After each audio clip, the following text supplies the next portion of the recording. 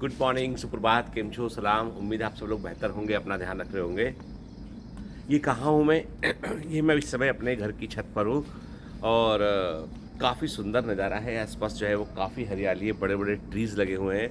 मतलब आप सोचिए कि पेड़ों का इतना सिग्निफिकेंस है कि भोपाल में इस समय बहुत गर्मी है, लेकिन मेरा जो घर है उसमें मुझे ग्राउंड फ्लोर पर एसी चलाने की रिक्वायरमेंट नहीं होती है और इवन ऊपर वाले फ्लोर पर भी बहुत कम समय एसी चलता है, क्योंकि जो है वो ऑलरेडी इतने ट्री हैं, इतनी ग्रीनरी है कि ये टेम्परेचर जो है 2 से 3 डिग्री सेल्सियस टेम्परेचर कम रहता है। मतलब इमीडिएट सराउंडिंग जो होती है ट्रीज़ की और इसकी जो होती है ना प्लांट्स की, वो आपके टेम्परेचर को भी कम रखती है। इसे क्या बोलते हैं, इसे इकोलॉजी में हम लोग एक कॉन्सेप्ट पढ़ते हैं ना बेटा, माइक्रो क्लाइमेट कहते हैं इसको हम, ठीक है। जैसे आप देखोगे ना यहाँ पे ढेर सारे ट्री हैं, बड़े बड़े, ये बड़े बड़े साइज़ के ट्री हैं। मतलब मैं अभी इस समय जो है वो अपने मेरे घर में एक ग्राउंड फ्लोर है, फिर उसके बाद एक फर्स्ट फ्लोर है, फिर सेकंड फ्लोर वाले टॉवर पर मैं हूँ वहाँ पे। मतलब तकरीबन ये मैं मान लीजिए कि 30 फीट ऊंचाई पर हूँ मैं यहाँ पर अपने घर की छत पर, है ना। तो क्योंकि ऊंचे हैं इससे बंगले के छत जो है ऊंचे हैं, तो आप सोचिए इतने बड़े बड़े ट्री लगे हैं ना, तो इनके आसपास की सराउंडिंग बड़ी प्लीजेंट होती है। मतलब गर्मी के समय में जो है वो तापमान कम रखता है। इसीलिए मैं बोलता हूँ हमेशा, मैं बोलता हूँ कि हमें नेचर को बचाना चाहिए। क्योंकि देखिए आज यदि हम जो परेशान हो रहे हैं ना, पानी की जो प्रॉब्लम है, जो गर्मी की प्रॉब्लम है, जो मौसम के बदलने की प्रॉब्लम है, वो इसलिए है क्योंकि हम लोग प्लांटेशन नहीं करते। किसी बच्चे ने पूछा कि सर ये कॉलोनी कहाँ पर है, आप जो भोपाल में हैं? तो एक्चुअली ये जो कॉलोनी है ये भोपाल की एक बड़ी सॉर्ट आफ्टर कॉलोनी है, बड़ी पॉपुलर कॉलोनी है। यहाँ पर जो है वो ब्रिटिश स्टाइल में बंगले बने हुए हैं, पुराने जो ज़माने में बनते थे वैसे बंगले बने हुए हैं, जिन्हें लोग कोठी बोला करते थे, वैसी कोठियाँ बनी हुई हैं। और यहाँ पे बहुत जमकर प्लांटेशन किया हुआ है इन लोगों ने क्या किया, बंगलों के बीच में दूरी रखी, उन्होंने अच्छा खासा प्लांटेशन, एक ग्रीनरी खूब सारी है इसमें। और इस कॉलोनी का नाम है गोल्डन सिटी। गोल्डन सिटी जो है वो वन ऑफ दी फेमस जो है वो कॉलोनी में से एक है भोपाल के अंदर। पहले क्या हुआ कि पहले जब हम लोग घर देख रहे थे, तो फिर जो है बच्चों के पॉइंट ऑफ व्यू से कि बच्चों को कहाँ पे कम्युनिटी मिल सके, क्योंकि बॉम्बे से यहाँ आना, यहाँ पे दोस्त भी नहीं है उनके, तो बच्चे बहुत दुखी। अब धीमे धीमे उनके एक दो दोस्त बन रहे हैं और धीमे धीमे जो है वो अडॉप्ट करने की कोशिश कर रहे हैं। तो हालांकि बड़ा टफ होता है बच्चों को, क्योंकि बच्चों की इस जो उम्र है उस उम्र में दोस्त यार का बड़ा सिग्निफिकेंस होता है, ठीक है। आप लोग भी देखो ना, आप लोगों को मैं इतना बोलता हूँ कि ये कर लो वो कर लो बेटा, लेकिन क्या मानते तो बात दोस्त की हो, ठीक है ना। लेकिन चलो ठीक है ना, हमको भी समझ लिया करो कि यार हम भी आप जैसे बहुत सारे बच्चों से डील करते हैं, मिलते हैं, बात करते हैं बेटा, तो हम भी जो बात कहते हैं वो आपके मतलब ऐसा नहीं कि हम बहुत आउट ऑफ द कॉन्टेस्ट बात कहते हैं। हम इतना कहते हैं बेटा कि यदि इस समय हमने अपने करियर पर फोकस नहीं किया ना, तो बाकी की ज़िंदगी में बड़ा चैलेंजेस सामने आते हैं, ठीक है। और लाइफ में जो सबसे बड़े चैलेंज होते हैं ना बेटा, वो होते हैं कि आपकी पहचान का संघर्ष होता है। ज़िंदगी में सबसे बड़ा संघर्ष होता है पहचान का संघर्ष, ठीक है ना।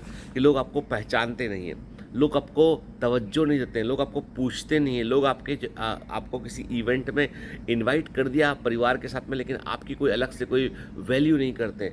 हालांकि दूसरे से बहुत ज़्यादा वैल्यू करा के कुछ मिलता नहीं, लेकिन मन को दुख लगता है यदि लोग पहचानते नहीं हैं। मैंने हमेशा गौर किया है कि आज भी मुझे जब ऐसा लगता है, जो सोचता हूँ ना कि यदि मैं मुझसे आप पूछेंगे तो मैं बोलूँ आपको कि मेरा जो अनुभव कहता है कि सबसे कठिन चीज़ होती है कि आपके अपनों में अपनी पहचान को बनाना, ठीक है। आपको अपनों का मतलब ये नहीं कि भाई बहन में पहचान बनाने की बात कर रहा हूँ, मैं बात कर रहा हूँ रिलेटिव्स की बात कर रहा हूँ। सबसे अधिक आपको जो है वो डाउन करने की कोशिश वही करते हैं, ठीक है। जो आपको आपके अचीवमेंट्स को बहुत छोटा करके देखते हैं, खुद के छोटे अचीवमेंट को बड़ा करके देखते हैं। इसलिए कई बार आपको उनकी बातें चुभ जाती हैं, ठीक है। कई बच्चे मुझसे बोलते हैं कि मेरी बुआ ने मुझको ऐसा बोल दिया, मेरी मौसी ने मुझको ऐसा बोल दिया, फलाने ऐसा बोल दिया, ढिकाने ऐसा बोल दिया। मैं कहता हूँ कि याद रखो कि जब तुम्हें कोई किसी की बात चुभ रही है, मतलब तुम्हारे पास सफलता की ढाल नहीं है। यदि तुम्हें किसी की बात चुभ रही है, मतलब तुम्हारे पास सक्सेस की, सफलता की और अपने ऊंचे, जिसको बोलते हैं ना कि हमने मेहनत किया है, अचीव किया है हमने, उसकी ढाल तुम्हारे पास नहीं है, इसलिए तुमको चुभ रहा है। यदि तुम्हारे पास में उसकी ढाल हो ना, एक ढाल है बड़ी सी, किसी तीर मारा तो वो तीर उस ढाल, लोहे की ढाल पे लग गया, नीचे गिर गया, आपको हर्ट नहीं किया। सफलता उस ढाल के समान है कि कोई तीर मारता है ना, आपको व्यंग करता है, कोई नीचे दिखाने की कोशिश करता है, तो सफलता की ढाल हमारे सामने है, तो सामने वाला आदमी जो है उसका तीर लगता नहीं दिल पे आके के। जैसे कोई मतलब मुझे ये लगता है कि आज मुझे यदि कोई सामने कुछ बोल भी देना, तो मुझे फ़र्क नहीं पड़ता। कारण उसके पीछे कि मुझे मालूम है कि मैं कहाँ पर हूँ। मैंने क्या अचीव किया, मैं कहाँ पर हूँ, मुझे मालूम है, ठीक है? लेकिन एक समय में जब मैं स्ट्रगलिंग फ़ेज़ में था, तब मुझे फ़र्क पड़ता था। कोई कुछ बोल दे तो 4 दिन तक बात दिमाग में घूमती रहती थी, किसने ऐसा बोल दिया है। तो सच्चाई तो ये है कि आपकी सफलता ही आपके लिए ढाल के समान काम करती है। तो जब आप कोशिश करते हो, मेहनत करते हो ना बेटा, तो याद रखो अच्छे से, ठीक है ना? आप अपने लिए एक ढाल तैयार कर रहे हो आप, कि लोगों की बातें ना चुभें। और जब तक तुम्हें लोगों की बातें चुभ रही हैं ना, मानकर चलो तुम सफल नहीं हो। जब तक तुम्हें लोगों की बातें चुभ रही है, मानकर चलो कि तुम सफल नहीं हो। जिस दिन बातें चुभना बंद हो गई, उस दिन तुम सफल हो गए या बेशर्म हो गए, ठीक है? तो सफलता जो होती है ना, वो एक बड़ी ढाल तैयार करती है ना? हालाँकि मैं वही कहता हूँ ना आपसे कि सच्चाई तो ये है कि हमको एक लेवल तक अपने आप को, मैंने कहा ना कि सबसे कम यदि हम सोचते हैं ना, तो अपने स्वयं के बारे में स्वयं से सबसे कम बात करते हैं हम। हमारा अंतर्मन तरस जाता है, वो अकेला है।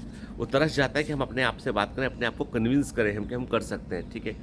मैं अभी हाल ही में जो है बायोमेंटस के ग्लेटर बैच के एडमिशन चल रहे हैं अभी, तो उसमें एडमिशन ऑलमोस्ट ख़त्म होने पे हो, तो बच्चों की मीटिंग्स चल रही हैं साथ में, जिन बच्चों से के ग्रुप ऑफ बच्चों से हम लोग ज़ूम के थ्रू कम्युनिकेट कर रहे हैं। तो मैंने देखा हर बच्चे, मैंने एक बात देखी, हर बच्चा कुछ कर गुजरना चाहता है। मैंने बच्चों को ये बोला कि बेटा देखो, अपन ऐसा कोशिश करते हैं कि पूरा का पूरा बैच अपना सेलेक्ट हो, पूरा का पूरा बैच अपना सेलेक्ट हो।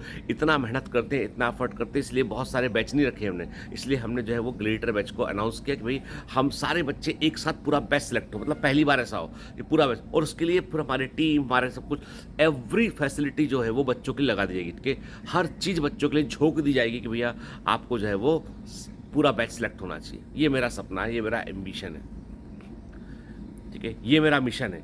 मतलब एज ए कमांडर मेरा भी एक मिशन है कि ग्लेटर बैच का पूरा बच्चा सेलेक्ट होना चाहिए। बैच का बैच उठा के सीधा कॉलेज के अंदर, ठीक है? बस उसके लिए एफर्ट करना है। जब ऊंचे सपने देखोगे ना, ऊंचा उड़ने का सोचोगे ना आप, तो पंख उगने लगेंगे। जब ऊंचा उड़ने का सोचोगे ना, पंख उगने लगेंगे, हवाएं तुम्हारे अनुसार चलने लगेंगी। लेकिन जब तुम ऊंचा उड़ने का नहीं सोचोगे ना, तो ना पंख उगेंगे, ना हवाएं तुम्हारे अनुसार चलेंगी। चलिए, मेहनत कीजिए, आज जमकर अपने दिन का इस्तेमाल कीजिए और सफलता की ढाल को तैयार कीजिए, ताकि लोगों की बातें चुभे नहीं आपको। चलिए, have a great day, all the best, bye bye.